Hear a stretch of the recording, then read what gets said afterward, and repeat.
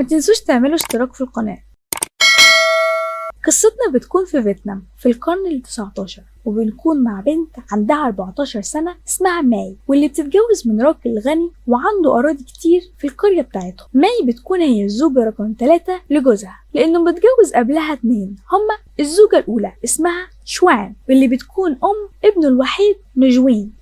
الزوجة التانية اسمها هان، وهي ل3 بنات ولسه ما خلفتش الولد. ماي لما بتدخل عيلة جوزها بتعرف ان ابو جوزها راجل طيب قوي وحنين. مامة جوزها العمة لاو بتتعامل معاها بكل حب، وبتقول لها انهم جوزوها لابنها عشان نفسهم يخلف ولد تاني، وبتعرفها ازاي تتعامل مع مرات ابنها الاولانية، خصوصا وان ليها مكانة كبيرة في العيلة وكلمتها مسموعة. وبتقول لها ان مرات ابنها التانية خدومة قوي وطيبة، بس نفسها تخلف ولد عشان يكون ليها مكانة في العيلة. عشان كده ماي بتروح تصلي وبتدعي انها تخلف ولد، لانها عاوزة يكون ليها مكانة في عيلة جوزها. شوين الزوجة الاولى بتساعد ماي في شغل البيت وفي رعاية الحيوانات والطيور الموجودة. هان الزوجة التانية بتعلم ماي شغل المطبخ وطريقة تحضير الأكل اللي أهل العيلة بيحبوه، وإزاي تجهز السفرة كمان. وهما الاتنين بيقعدوا معاها وبيعرفوها طبع جوزها وإزاي تتعامل معاه. ماي بتكون مبسوطة باللي بيحصل معاها، خصوصا لما بتحضر ولادة العجل الصغير على إيد العمة لاو وشوان مرات جوزها. بعدها أبو جوزها بيكون عاوز يبيع العجل ويجيب حصان لنجوين حفيده، وهنا ماي بتشوف ازاي كلمة شوان مسموعة في العيلة لما شوان بتتكلم مع أبو جوزها وبتفهمه إن ابنها نجوين مش محتاج حصان دلوقتي، وإنها شايفة إنهم يحافظوا على الفلوس بتاعة العجل عشان يحوشوا عليها فلوس تاني،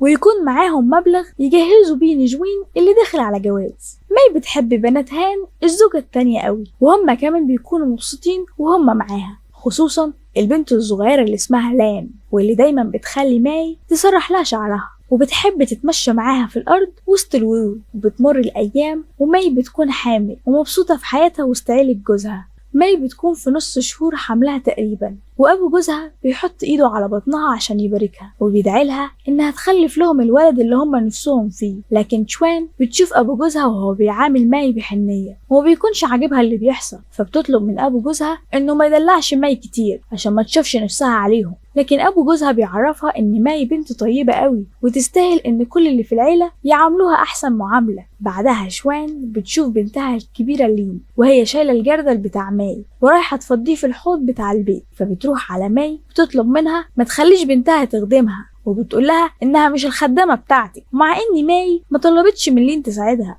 ولين هي اللي عملت كده من نفسها. إلا إن ماي بتعتذر لشوان وبتقول لها حاضر. وفي يوم ماي بتكون رايحة الحمام وبتشوف هان مرات جوزها التانية وهي ماشية في الأرض، فبتمشي وراها عشان تشوفها رايحة فين.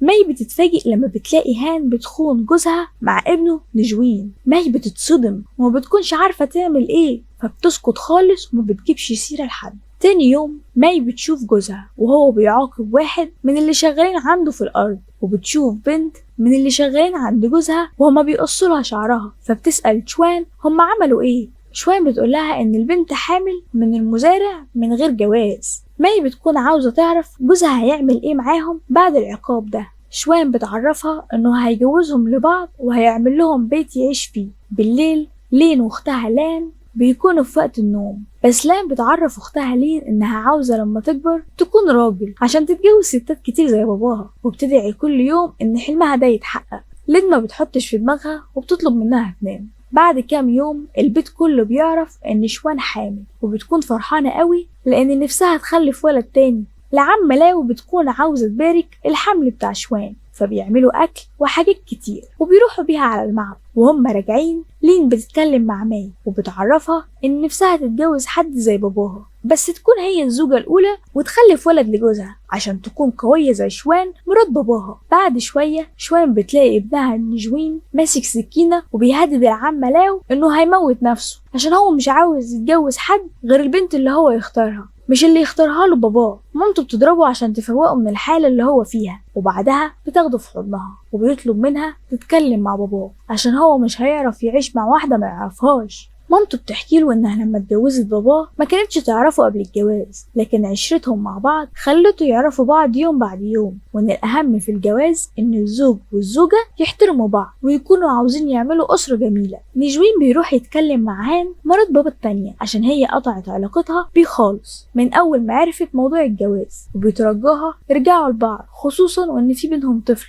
وهي اصغر بنت عندها. لكن هان بتعرفه ان البنت الصغيرة باباها هو باباه، يعني هي تبقى اخته، وبترفض تكمل كلامها معاه. نجوين بيتعب قوي، والعمة لاو بتعالجه وبتعمل له كمادات، وبيحكي لها انه بيحب لكن ما بيعرفهاش هي مين. بس العمة لاو بتعرفه انه مش هيقدر يتجوز غير البنت اللي هيختارها له باباه، اما عن البنت اللي بيحبها فهو لازم ينساها. نجوين بيتهم العمة لاو انها بتقوله كده عشان هي ما تعرفش حاجة عن الحب، بس العمة لاو بتعرفه انها اتجوزت جده عن حب وما كانتش عارفة انها هتتجوزه، لكن حظهم كان كويس لان اهلهم كانوا على علاقة قوية ببعض وجوزوهم لبعض من غير ما يكونوا عارفين اللي بينهم. وجده اداها هدية قبل الجواز هي لسه محتفظة بيها لغاية دلوقتي. بعدها العمة لاو بتروح تطمن على شوان، لكن بتتفاجئ ان الطفل نزل وشوان في حالة نفسية وحشة قوي. ماي بتعرف باللي حصل لشوان وبتكون قاعدة متضايقة وزعلانة قوي. هان بتشوفها وبتسألها مالها، وبتعرف ان ماي حاسة بالذنب ناحية شوان لان ماي بتصلي وبتدعي كل يوم بانها هي اللي تخلف الولد مش حد تاني. هان بتهديها وبتعرفها ان اللي حصل ده مش ذنبها وان دي مش اول مرة يحصل فيها الموضوع ده مع شوان، وبتحكي لها انها لما كانت حامل في بنتها الكبيرة فضلت تصلي وتدعي انها تكون ولد، وفي حملها في بنتها التانية فضلت برضه تصلي وتدعي انها تكون ولد. اما في البنت التالتة فهي مرضيتش لا تصلي ولا تدعي وبرضه جت بنت. هان بتعرف ماي ان ده نصيب ومحدش له ايد فيه. وبعد كام يوم العيلة كلها بتستعد عشان الفرح بتاع نجوين، بس نجوين بيكون زعلان قوي وقاعد لوحده، ولما بيدخل على عروسته بيتخانق معاها من غير سبب. تاني يوم الصبح ابو نجوين بيقابل ابو عروسة ابنه وبيعرفه انه هيرجع له بنته وهيدفع له 3 أضعاف المهر اللي اتدفع لان ابنه مش عاوز يكمل حياته معاها. لكن اول بنت بيزعل جامد وبيزعق لبنته وبيكون فاكر انها عملت حاجة مش كويسة مع جوزها، وبيرفض طلب ابو نجوين وبيقوله ان ده لو حصل هيكون فيه فضيحة وعار للعيلة بتاعته لان الموضوع ده ما حصلش قبل كده خالص في القرية. ماي بعد ما بتشوف عروسة نجوين واللي بيحصل معاها فبتكره العادات والتقاليد بتاعتهم اللي بيكون فيها ظلم جامد للولاد والبنات. بعدها ماي بتروح تقعد مع هان وبتكون زعلانة قوي وبتعيط لانها حاسة انها اتظلمت جامد لما اتجوزت في السن الصغير ده، وانها كان نفسها تعيش ايام طفولتها بكل احلامها وهي خايفة قوي من يوم الولادة. هان بتطمنها وبتعرفها ان دي هي حياتهم ومش هيقدروا يغيروها، وبتاخدها في حضنها وبتعرفها انها هتخلف الولد اللي نفسها فيه عشان يخلي حياتها تبقى احلى. وبعد مدة ماي بتتعب قوي وبيكون ده ميعاد الولادة، والعمة لاو بتشوفها وبتنده على حد عشان يساعدها، وشوان بتكون شايفة الموقف ده وقاعدة قلقانة وغيرانة عشان خايفة لحسن ماي تخلف ولد. هان بتروح تساعد العمة لاو في ولادة ماي، لكن ماي بتكون تعبانة قوي وبيغمى عليها. العمة لاو بتتخض وبتتلخبط وما بتكونش عارفة تعمل ايه، وفجأة بتلاقي شوان جنبها عشان تساعدها. وبعد شوية بنلاقي ماي فقت وبتصرخ جامد. شوان بتقدر تولد ماي وبتاخد المولود في حضنها، بس ماي لما بتفوق وبتشوف شوان وهي ماسكة المولود وفرحانة قوي تعرف انها خلفت بنت ومش عارفة تفرح ولا تزعل، وهي بنت شوان وهان ومعاها بنتها.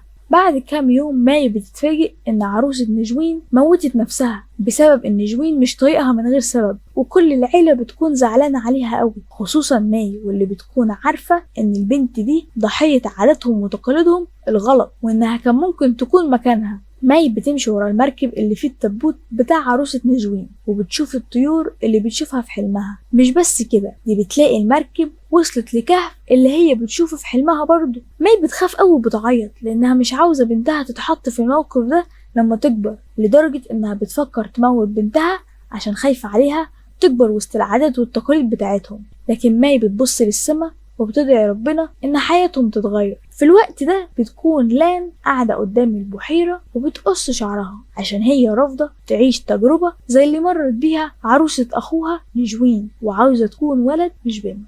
وبكده احنا وصلنا لنهاية الفيلم. ما تنسوش تعملوا اشتراك في قناتي الاولى والقناة دي كمان، وتعملوا لي فولو على الاكونت بتاعي على الانستجرام. اتمنى يكون فيديو المرة دي عجبكم. السلام عليكم.